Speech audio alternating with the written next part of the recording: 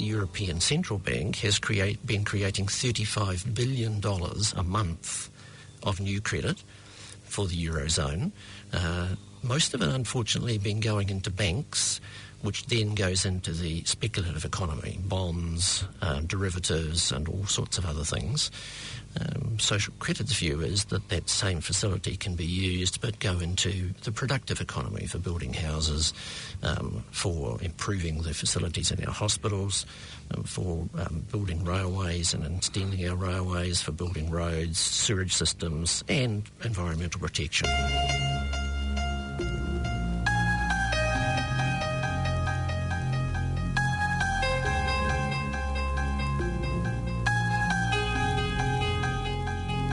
Hi, this is Bruce Lipton, and you're listening to Green Planet FM.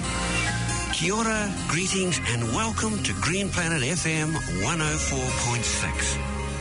I'm Tim Lynch, and I trust that you are doing well. I invite you to stay with me over the next hour as we discuss and find ways to take care of our unique and magnificent green planet Earth. I'm Lisa Eyre, and this is Green Planet FM. And I'm afraid I have a case of laryngitis, so I won't quite sound my usual self, but I'm doing the best I can. Now, neoliberal economics, turned loose on New Zealand by Roger Douglas and Labour in 1985, and I may say is still adhered to by both Labour and National today, has failed. The results speak for themselves. Hundreds sleeping on the streets, in cars, in sheds and garages. Hundreds more living in taxpayer-funded motel units because they have no homes. Full-time workers unable to afford their rent. A health system in crisis. Inequality at its highest level ever. Roads, sewage systems, water supply and other infrastructure in disrepair. Our clean, green country under threat. We need a new economic system that works for people and the country, not for a favoured few. Such a system exists. It's called social credit. It has been tried before in New Zealand and in other places and worked brilliantly. It's being increasingly talked about internationally, and it could work for us again. Today, I have in the studio Chris Leitch from the Social Credit Party. In fact, he's been elected leader very recently of the Social Credit Party. So welcome, Chris. Thank you, Lisa. It's a great pleasure to be here. Thank you for the invitation. Well, I'm delighted to have you here. I'm terribly interested in alternative financial ideas for government because, of course, it's not going well at all. Can you tell us about when social credit ideas have been tried in New Zealand in the past? Oh, yes, absolutely. And worked exceedingly well, I might say, as well. The first Labour government in 1935 that was elected then with Michael Joseph Savage as the Prime Minister and John A. Lee, who became the Secretary for Housing, actually campaigned on monetary reform. That was the centrepiece of the Labour Party's campaign in the 30s. And they instituted monetary reform, which is essentially using the ability of the Reserve Bank to provide finance for government expenditure, particularly on things like infrastructure. So in the period of the 12 years that Labour Party were in power, they used Reserve Bank finance at just 1% interest to build 40,000 state houses. Of course, 1935 was a time of great housing shortage, very much like what we're facing right now, particularly in Auckland, but across the country. And that finance from the Reserve Bank enabled them to build houses, provide employment for lots of people in the course of building houses, and of course homes for many people. Many of those homes are still standing today, and one of them, of course, was one that John Key was brought up in Christchurch, which was a house built under that scheme. The beauty of it is, of course, that the Reserve Bank was owned by the government, so the 1% interest that they paid actually circulated back to the government in profits from the Reserve Bank. So, to all intents and purposes, it cost them nothing to build 40,000 state houses. It was incredibly successful. They went further than that, though. They established an overdraft facility at the Reserve Bank for the producer boards, so that, for instance, the Apple and Pear Marketing Board and the Dairy Board were able to pay the producers of produce immediately and then repay the overdraft to the Reserve Bank once the product was sold overseas. And that was one of the key things that built up the strength of our dairy industry and also our apple and pear industry. Well, I threw you right in the deep end there, but it just seemed an appropriate question. But to really understand that and understand about the Reserve Bank creating money, we have to really understand a little bit about money creation itself, because perhaps not everybody understands how money used to be created and what it was then and how it's being created now. Well, I can go into that a little bit. Just to give you an example, though, I think everybody has heard of the term quantitative easing. And that's been practiced by central banks across the world. European Central Bank, the Bank of England, the Federal Reserve, just to name a few. And quantitative easing is just a fancy way of a bit of new terminology, I guess, of saying that the central bank has the ability to create new credit. It doesn't actually create money. It's not dollars and cents. It's electronic money, which is what most of our money is these days. Of course, people won't realise perhaps that that nearly 98% of the money that's in circulation is essentially digital money. The notes and coins that we use are only about 2% of our money supply. So the central banks have the ability to create new credit, and they do that to make sure that there's sufficient liquidity in the financial system, which is what quantitative easing has been. And for instance, the European Central Bank has been creating $35 billion a month of new credit for the Eurozone. Most of it, unfortunately, been going into banks, which then goes into the speculative economy, bonds, derivatives, and all sorts of other things. Social credit's view is that same facility can be used but go into the productive economy for building houses, for improving the facilities in our hospitals, for building railways and extending our railways, for building roads, sewage systems, and environmental protection. All of those things are building assets. That's a much more logical way of using money. I find it very hard to understand why that isn't happening. I mean, it isn't logical. Why are governments not standing up and saying this is how our money should be used? Well, because we got tied into a particular system, and I think governments are finding it very hard to break out of that. One government that is doing that, incidentally, though, is Japan. And the Japanese government, for the last 7 or 8 years, have been sourcing a very large percentage of the finance that they need direct from their central bank. And the central bank is one of the biggest holder of government bonds in Japan now.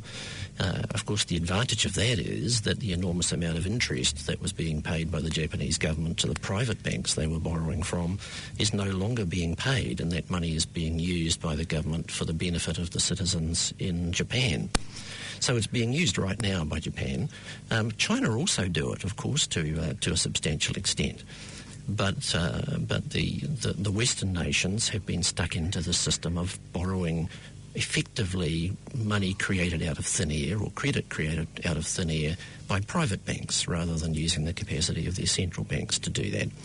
And I think this is a very important point for listeners to understand, is that money is essentially created out of thin air by somebody going tip, tap, tip, tap on their computers, and there is the money. It's not something that's held in a vault somewhere. No, it's not. I mean, the majority of people, I think, are brought up with this, what essentially is a myth, that person A deposits some money into a bank, and then the bank lends that money out to person B.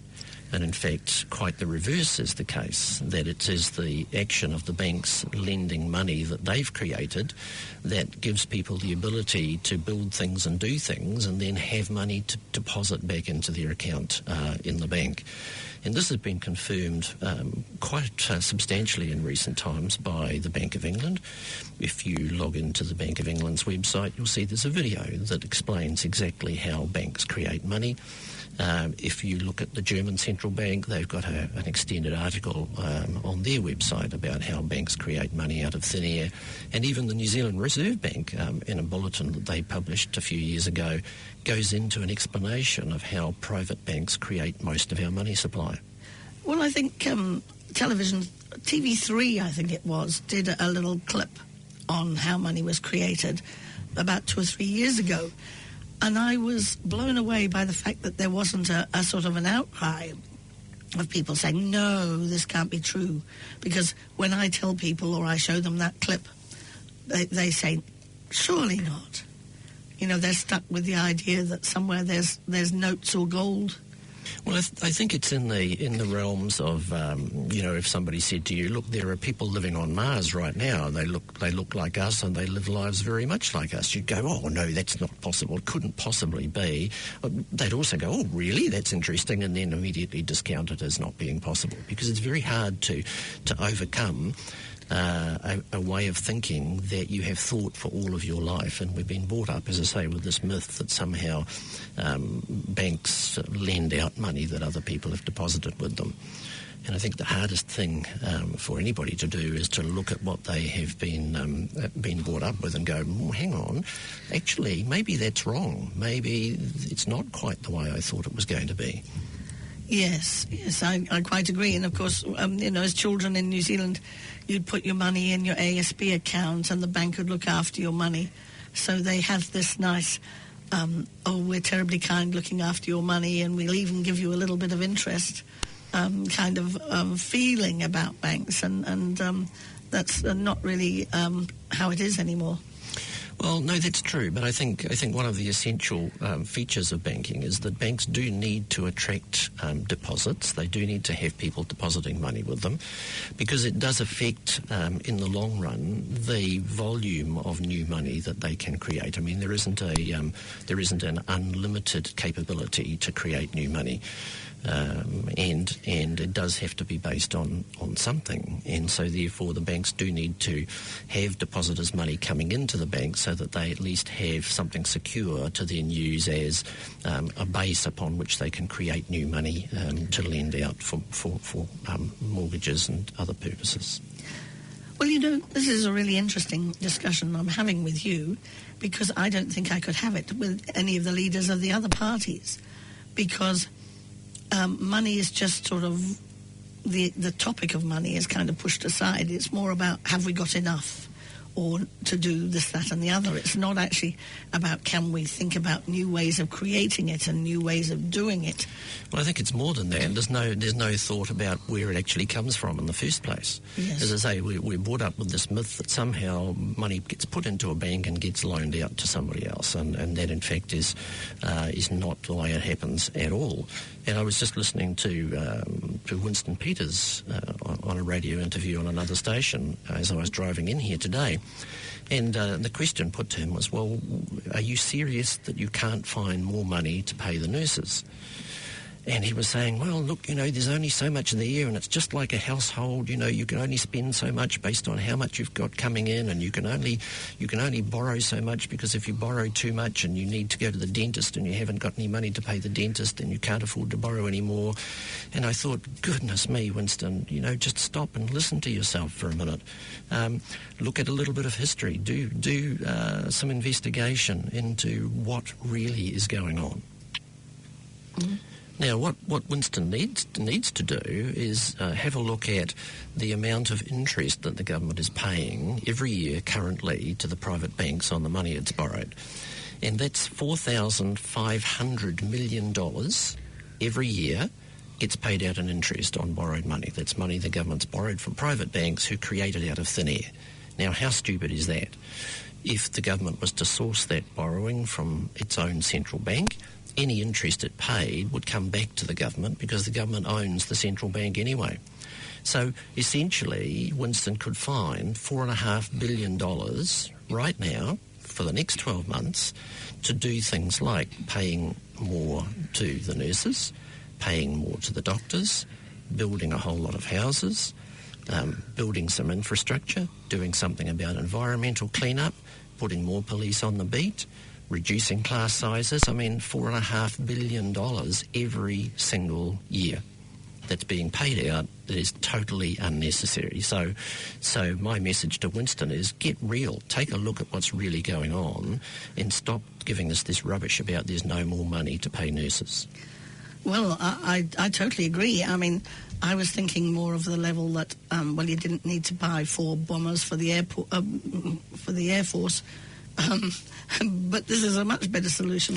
Well, I mean, I think it is valuable to have that Air Force capability. I mean, we are a small country.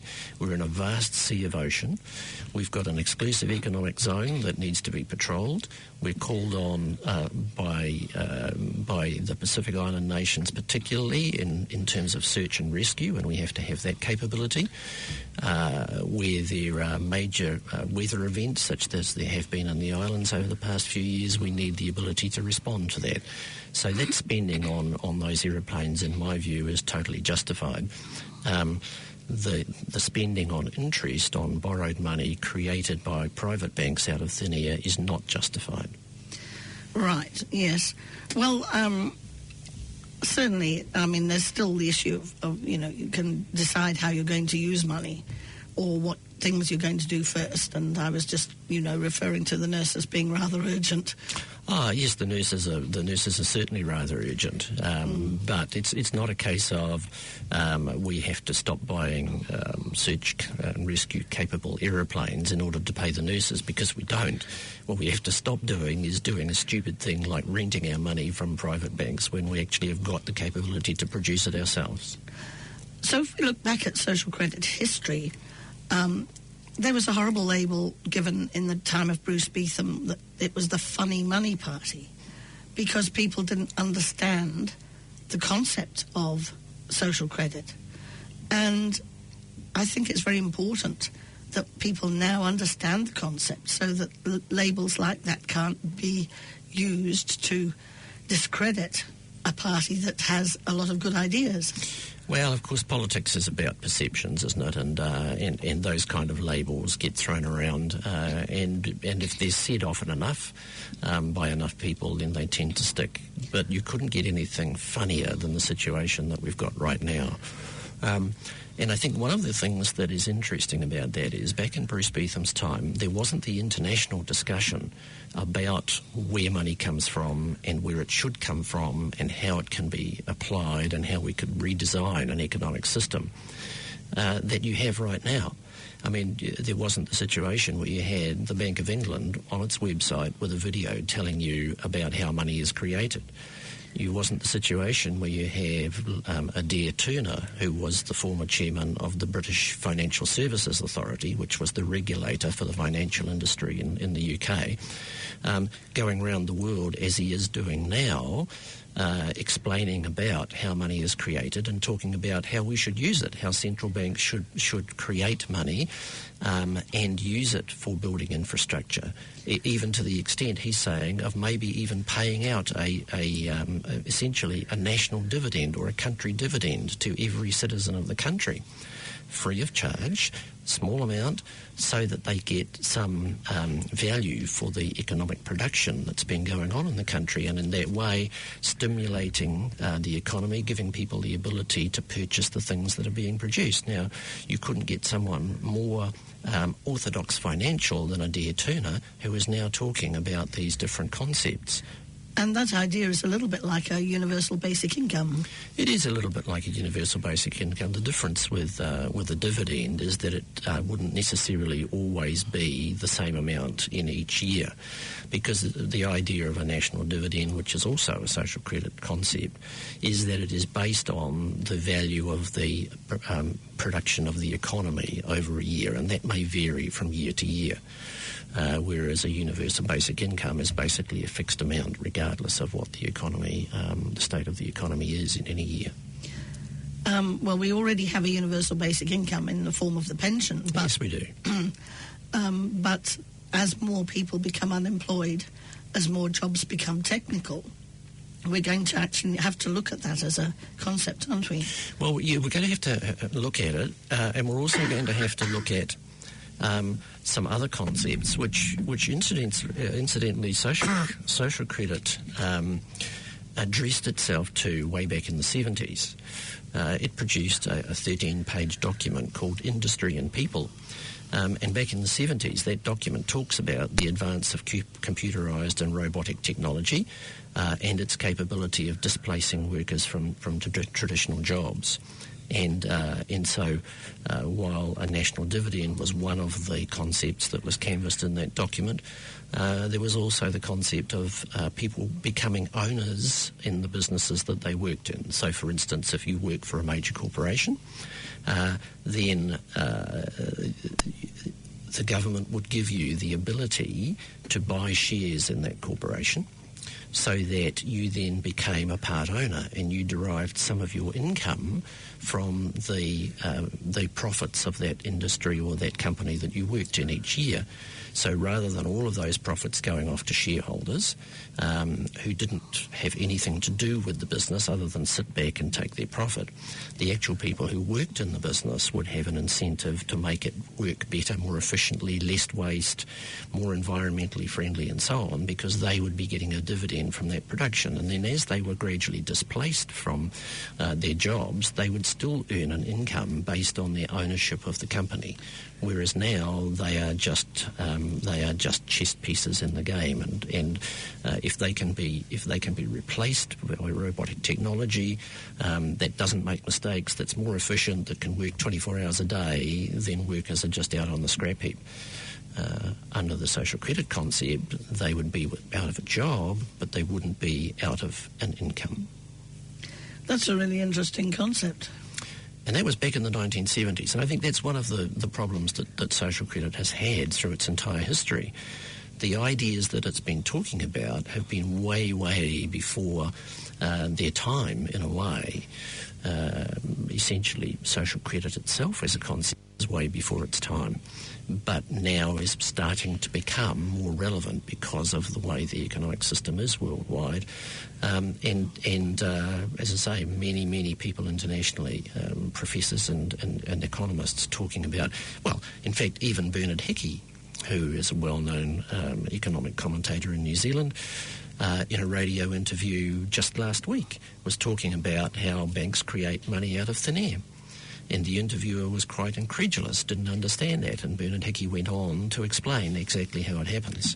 So you have this situation where there are now people like him and others who are starting to talk about the reality of what happens. But of course, social credit was talking about it back in 1953, way before its time. So we were way before our time with these concepts of a national dividend and worker shareholding in the industries that they worked in. We were way before our time, for instance, with proposing that New Zealand should become an anti-nuclear country, where we should stop the use of anything nuclear in terms of ship propulsion.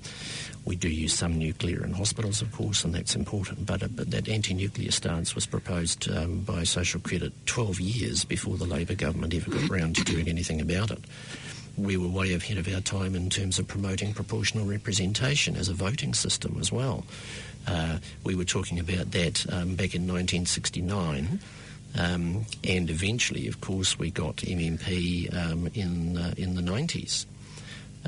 So with many of the things that we've been proposing, they've been so far ahead of their time that people haven't been able to understand them, but nonetheless they have eventually come to pass. Well, that's interesting, because I'm looking at what's happening with the Green Party at the moment. And most of their ideas, even though there's this concept that the Greens are a bit weird and funny, a lot of their ideas now are very, very mainstream ideas. So it's almost making them irrelevant. So it's like there's a space for a new third party in New Zealand to come up and perhaps even replace the Greens, because their ideas now are accepted.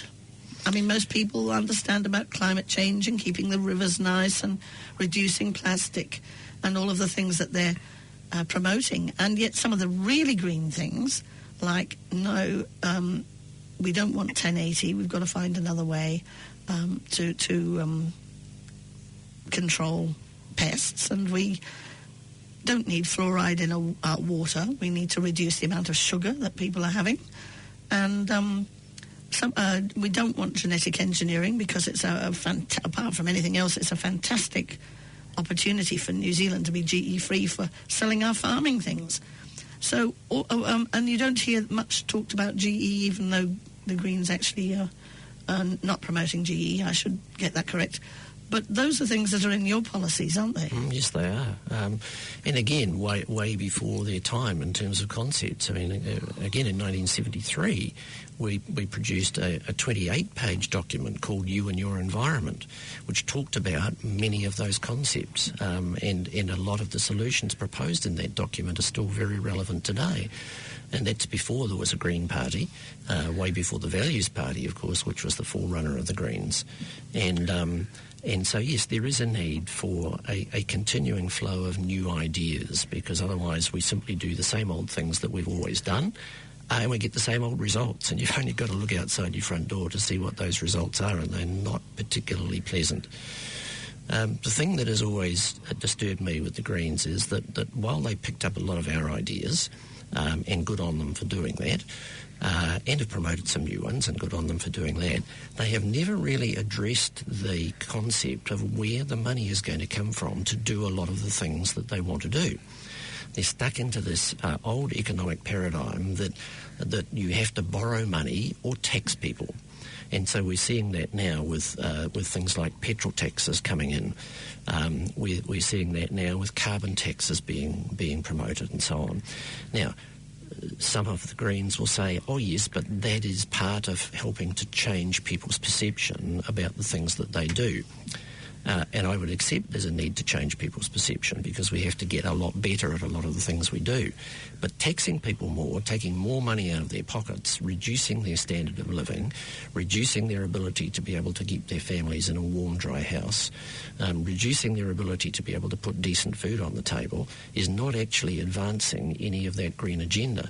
And the Greens needed to get hold of the concept of monetary reform, because that actually gives them a way to implement many of the things that they're wanting to do. Whereas currently they only have tax or borrow as a way of getting the money to do those things. Russell Norman, give him credit, did have a little go at it. He did. But Russell's problem was that he didn't understand the whole concept of monetary reform and how the economic system works and where money comes from, so that when those proposals got dumped on by the orthodox economists and, of course, the National Labour Party, he didn't have the answers to be able to back up what his initial concept was. And I think that was a great shame. And, of course, the Greens have retreated from that because they didn't want to go through that same situation again. But they need to get wise. They need to start investigating monetary reform and getting to grips with it and really understanding it, because then they would have the capability to be able to answer a lot of those questions that are being raised. They did have people coming forward to them with ideas, because, of course, I was involved with the Green Party, very much so, around 2007, 8, 9. Mm-hmm. And there were people, because I was involved with one of them, coming forward with new financial ideas, and they were not wanted to. They were just not wanted. Yes, I know. And I talked to a number of people who are in exactly that same situation as you, where they've tried to get the Greens to have a look at some of these concepts, and they've been fighting a losing battle to try and do that. And I think that's a great shame. It is a great shame, but then it's going to be the ashes from which I think social credit can rise from, because they are struggling, I think, now, and particularly over this 1080 issue, which is going to get bigger. Yes. I mean, how on earth can we be predator-free by 2050 when people like me are not really very keen on killing rats? Well, in my property. Well, I accept that, but certainly using 1080 to do it, Yes. and killing off a whole lot of our other wildlife and polluting our rivers and our land is certainly not the way to do it. There are better concepts being advanced about how we can deal with that predator population than using 1080.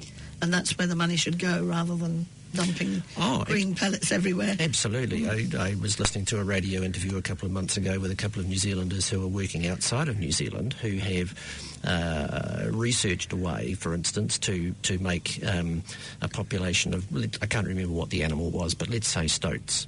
Get them to the point where they cannot continue to breed. And they were struggling to find enough investment to be able to develop that concept to a stage where it could actually have some widespread trials.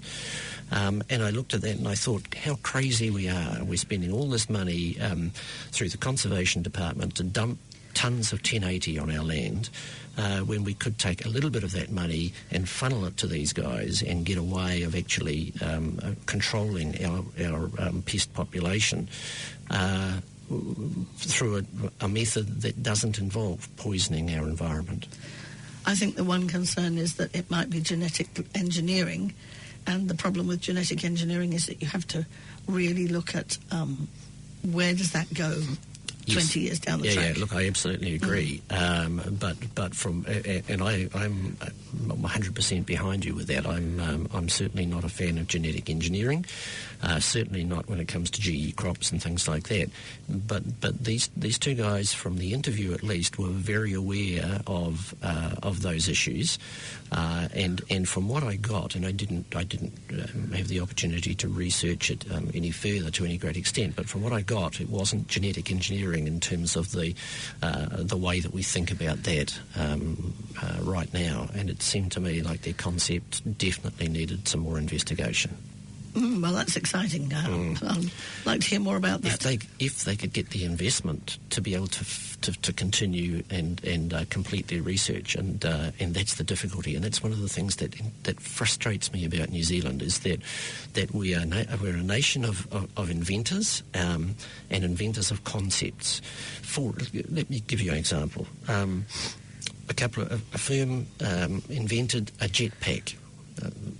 A strap-on piece of equipment that had the ability for humans to transport themselves from one place to the other. A Hamilton company, I think, from memory. And it was world-leading technology. They couldn't attract the investment in New Zealand to be able to take that to production stage, so it's now been lost to New Zealand. And why couldn't we do that? I mean, why didn't our government look at that and go, here's some world-leading technology. We could produce it in New Zealand. We could provide employment for a whole lot of people. We could garner a very substantial sum of overseas funds from the selling of these things all around the world. Let's put some money into this company and give them the ability to produce that world-leading technology in New Zealand. No, we didn't do that. We let it go overseas. I think that happens often. And also I know of a company that's got a system where they can turn waste. I think it's into concrete and things like that. Yes. And they haven't managed to get any investment to get it started. And they were going to do it in Hamilton, I believe. Yes. But then what happened was the waste companies that are making money currently kind of put the kibosh on it. Yes. And this is, the competition, even though it's better for New Zealand, of course, there's other people making money out of the other systems. Well, of course, there are issues there, but what we should realise in terms of waste is that our overseas corporations have a stranglehold on our waste stream in New Zealand. And so why should we allow that to continue? Why should we allow ourselves to be dictated to by overseas corporations? And again, it was an issue where the government could have come along and said, okay, you guys, you've got this fantastic idea, let's have a look. Is it feasible? Have you done the research? Have you done the development on it? Yes, let's put some money into that, and let's do it in a way that we make it unprofitable for these overseas corporations to continue business, because we can make sure that you get a waste stream that is at a much lower cost. Doesn't sound like like something that's too difficult to achieve to me. No, not at all. I'm Lisa Eyre, and this is Green Planet FM, and I apologise for my laryngitis. I couldn't give the interview over to Tim Lynch because he's in Europe. So, I'm speaking with the leader of the Social Credit Party, Chris Leitch. So, Chris, we've talked a lot about money creation and how the way money is created currently is not helping anybody but those benefiting from the neoliberal agenda of privatisation, etc., etc. So what are some of the other policies that you'd like to share with us? Gosh, it's difficult to know which one to pick, actually. There are so many. I think one that is particularly important is that we have long been in favour of the Swiss system of government, which is that the Swiss people have the ability to determine a lot of what goes on in their country through the idea of binding citizens-initiated referenda. Mm-hmm. And again, a policy that Social Credit had way back in the 1960s. Now, while we have in New Zealand is a situation where you can have a referendum on an issue, and the government can totally ignore what the view of the voting population is when it comes to that referendum. Interestingly, we've had one binding referendum, which was the referendum over changing our flag, which most people didn't want to have a referendum or even have a discussion on, certainly didn't want $24 to $30 million spent on having that discussion. And yet, out of the kindness of his heart, our former Prime Minister said that we could have a referendum on that issue and that the result would be binding. Interestingly, he didn't want anything to do with other referendums that we might have either had or wanted, because essentially those were considered to be non-binding. We were very keen to have a referendum on the TPPA at the time. Absolutely, and so we should have as well. So Social Credit has long been in favour of binding citizens-initiated referenda. I mean, the government can use them as well, but there should be the ability for citizens to raise an issue, get enough signatures to trigger a referenda, and the results of that referendum should be binding on the government. Now, we'd go further than that even to a process called recall, where, again, citizens have the ability through the referenda process to recall any elected representative and essentially, if you like, put them on trial. Now, let me give you an example. For instance, if your local MP, before the election, as part of his election platform, said, when I go to Parliament, I'm going to vote this way on this issue and this way on that issue and this way on another issue, and then it turns out that they do exactly the opposite, then the citizens of that electorate would have the ability to say, no, that's not what we put you there for, that's not what you promised, so you need to come back and explain to us are there justifiable reasons for you doing that, and if not, we will sack you. Now, of course, a substantial number of electors would have to be involved in that process, and it would have to be done by way of a referendum, but it gives people the ability to call their politicians to account, and currently we only have that once every 3 years. Yes, I think it's very important that we could do that, yes. Well, it's very important for the future of New Zealand as a country and for the future of our democracy that we have more people being involved in the democratic process rather than less. We're in a situation much like other European and Western countries where participation in the voting process is going down. You've only got to look at the number of people who vote in parliamentary elections and local body elections and hospital board elections and so on. And a lot of the reason for that is that people feel that they don't have the ability to have any influence. Their vote doesn't count anymore. So why be involved? Why bother voting? Because, whatever I do is not going to make any difference. And so I think that is very dangerous for the future of our democracy. And so it's important that we somehow put in place some mechanisms that bring people back into that democratic process.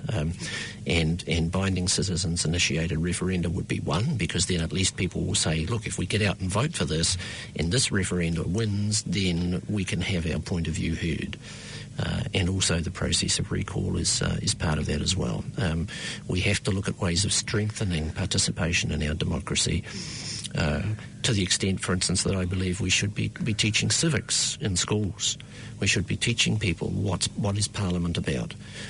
How does our democracy work? What do your local bodies do? What do the hospital boards do? We need to be ensuring that children understand how their democracy works, because most of them have no idea whatsoever. That's a really good idea, most definitely. And the other thing that I think is kind of missing is the idea of ethics. Yes. Or values, as we had a values party once. It's kind of missing. It needs to be somehow at the core of a political party. Do you have anything in social credit like that? Yes, we do. Again, I'd have to say way ahead of our time in as far as that kind of thinking is concerned.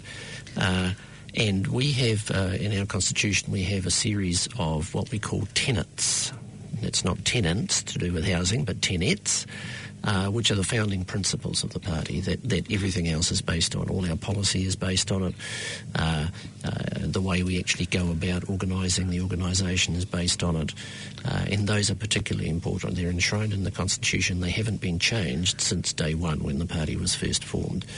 And I agree with you. Ethics is something that is sadly lacking in society generally today. So what are some of the principles or the tenets? Well, for instance, let's just quote one or two. That systems should be made for people, not the other way around, which is currently what we have. Yes.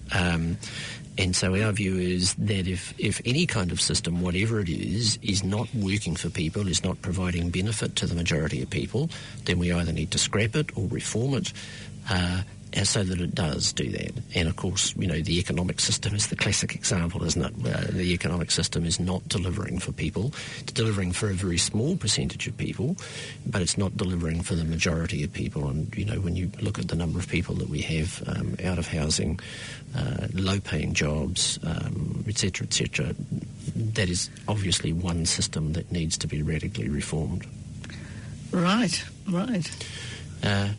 So, and that applies regardless of what the system is. Let me take another one. The taxation system, for example. We have GST at 15%, which is a major impost on people, particularly on lower incomes, because they spend the majority of the money that they get in order to live. So everything they do with the money that they earn involves 15% tax, 15% GST, whereas people on higher income levels don't have that same situation. So we would scrap GST altogether, get rid of it. Right. Replace it with a transactions tax, which is a very, very small percentage, less than 0.5% on every transaction out of every bank account. Now, immediately, that would solve the problem with the nurses going on strike, the teachers thinking about going on strike, public servants thinking about going on strike, because the value of their income would immediately increase, because they wouldn't be spending 15% GST on everything that they bought. So there wouldn't be the need for the wage increases that they're all demanding at the moment.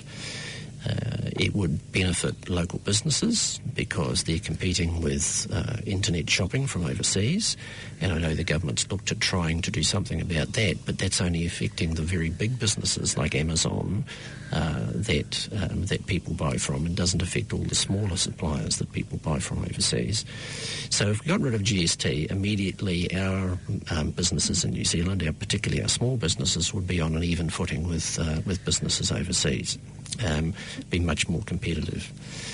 The imposition of the transactions tax of 0.5% would actually start to pull in taxation revenue from those areas of the economy that don't currently pay GST, such as the financial industry, those who play on the money markets, who don't pay GST, those who play on the stock market, which is essentially just a glorified gambling casino, don't pay GST. And those people who are looking for a quick return on money through financial means, there are derivatives, there are all sorts of other fancy financial instruments that are being used, don't pay GST. Under a transactions tax, they would be paying that small 0.5% interest as well. Now, we could raise the equivalent of the amount of money that comes in from GST just by that 0.5% transaction tax on every transaction that takes place. What it would also do is significantly affect the behaviour of investors, because a lot of those trades on the money market and on the stock market are done on very, very small margins, but in big volume. And the 0.5% transactions tax that replaces GST would make a lot of those transactions unprofitable. So investors would be then starting to look at what they could invest in that produced them some profit, and they would have to look at things like productive investments rather than speculative ones.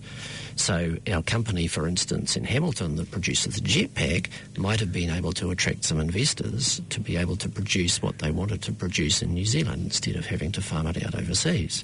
Because all of those people that do have money to invest would actually then, under this transaction tax system, be forced to look at putting their money into things that are productive rather than speculative. That's a very good idea. And you're quite sure that would happen? That they would do that? Well, what happens on the money markets, for instance? New Zealand is the 10th highest traded currency on the international money markets.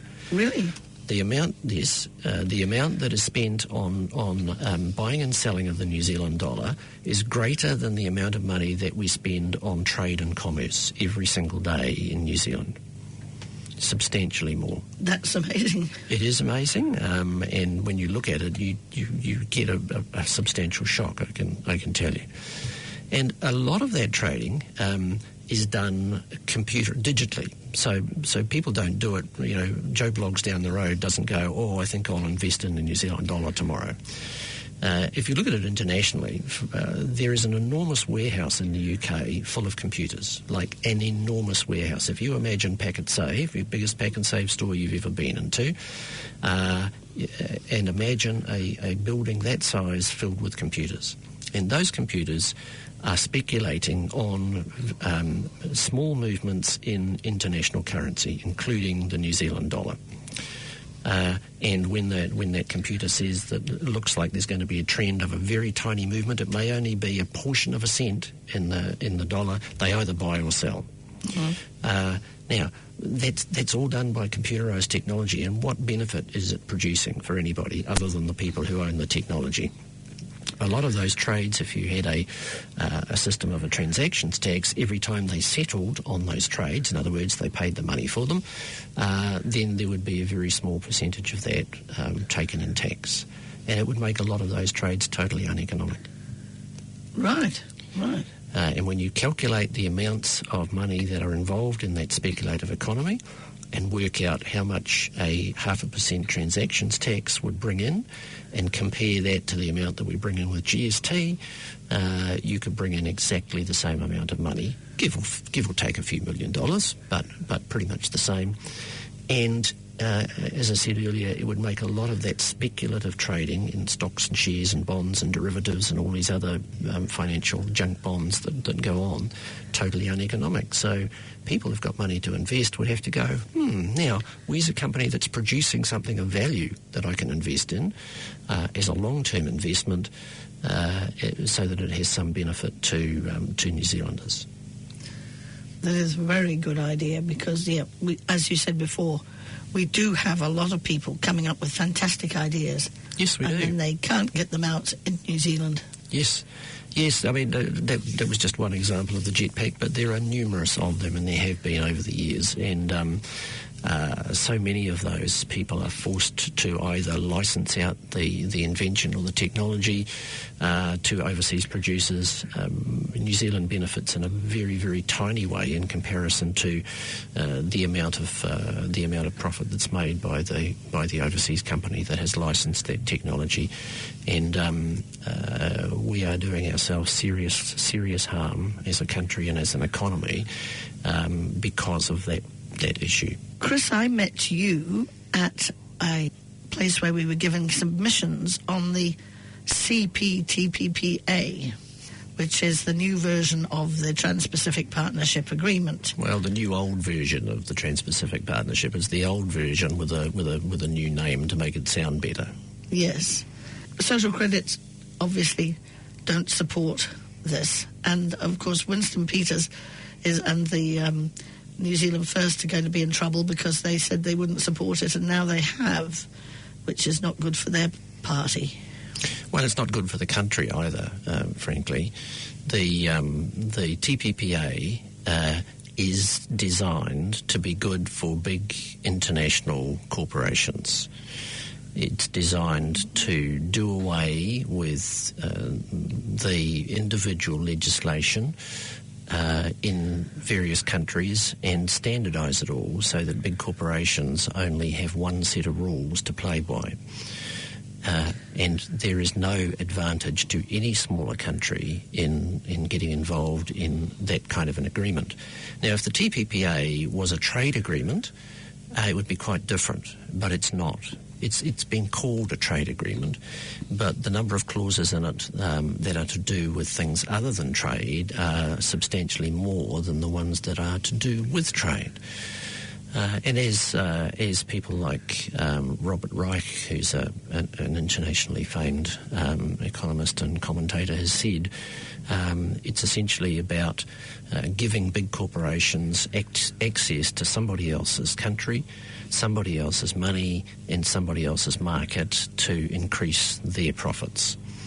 So Winston's backflip on the TPPA is surprising, given his professed concern for New Zealand, and especially given the name of his party, New Zealand First. Now, the CTPPA is just the old TPPA agreement with a couple of side letters signed between various countries and packaged up in a new name to make it sound good. It is not of any benefit for New Zealand, and it certainly shouldn't be instituted without having wide participation from the public, so that we know what's in it, and also having some agreement from the public. It shouldn't be up to a handful of politicians in Parliament to run this kind of agreement or ram it through without wide participation of the public in that decision-making process. Exactly. I think it was something like 5 clauses out of 29 that are specifically about trade. All the others are about quite concerning things that will limit the freedoms of New Zealanders so that the corporations have preferential treatment. One of the concerns, of course, is natural health, and as a party, you promote natural health. Well, we're certainly very, very supportive of complementary medicines, of things like alternative health care, provided that the practitioners are registered with a registered body of some kind, because I think there is a need to ensure that there are some standards that people can have some confidence in. But things like acupuncture, homeopathy, naturopathy, all of those and other forms of complementary, so-called complementary natural medicine, we're certainly very much in favour of. In the same way as we are, for instance, very supportive of Montessori schools in education, because, again, I come back to one of the tenets that we talked about a little earlier, which is systems being made for people, not people for systems. Currently, under the health system and the education system, we have a top-down design system which everybody is supposed to fit into. Now, we're not all the same size square pegs being fitted into these round holes, and so we need to have those kind of alternatives, alternative education systems, again, provided that there are some guidelines and some standards, alternative systems of medical care, provided there are some guidelines and some standards so that we can have confidence in them. We very much promote, because that is instituting systems that will work for people rather than the other way around. And so how would you see the TPP affecting that? Well, the TPP affects that in a substantial number of ways. It is going to close off opportunities for Pharmac to be able to access a range of different medicines at prices that New Zealanders can afford. It is going to put in place more control by corporations over the development of our country as a whole. So that means New Zealanders are going to be fitted into a corporate governance system rather than one that we have some control over.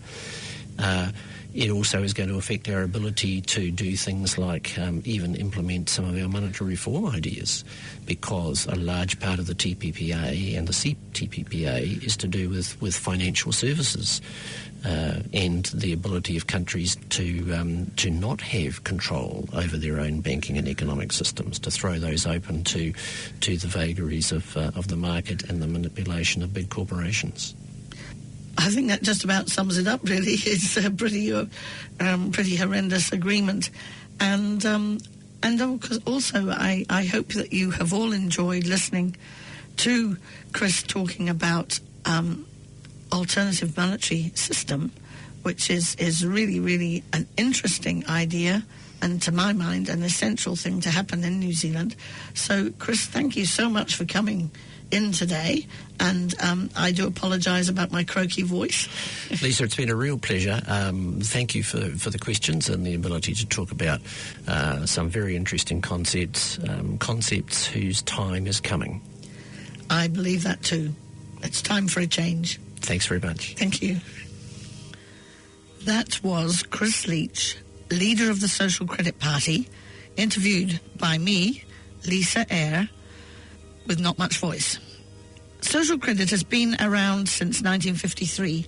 However, its time has come, and I think you will hear a lot more about it in the future. The website is simply socialcredit.nz. socialcredit.nz. I invite you to be able to come to greenplanetfm.com, where we have over 400 interviews in our database, which you can readily download and listen to be able to inspire yourself to become the change you want to see in the world and become involved in caring for your children and grandchildren's future. We are also on Facebook, on Green Planet FM and ourplanet.org. Please come and love us. This is Tim Lynch. And or Lisa Eyre. And Liz Gunn. In the spirit of Aroha, wishing you a wonderful week. We look forward to being with you next week. I say, kia kaha and haere rā.